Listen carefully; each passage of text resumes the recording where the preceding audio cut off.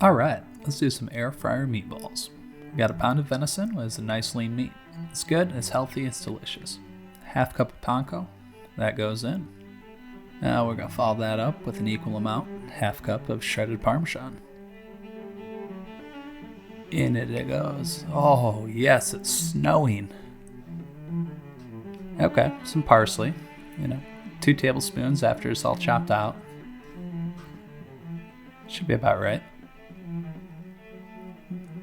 1/8 of a teaspoon of salt and black pepper as well.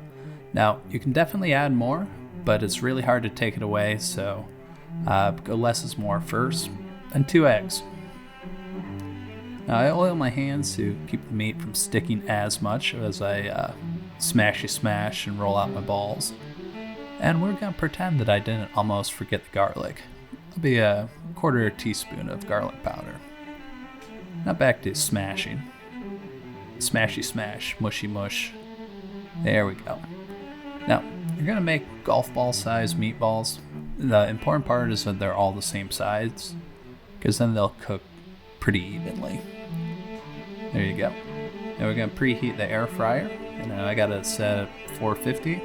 And we're going to pop these guys in for about 15 minutes. And when I say about 15 minutes, I mean 15 minutes.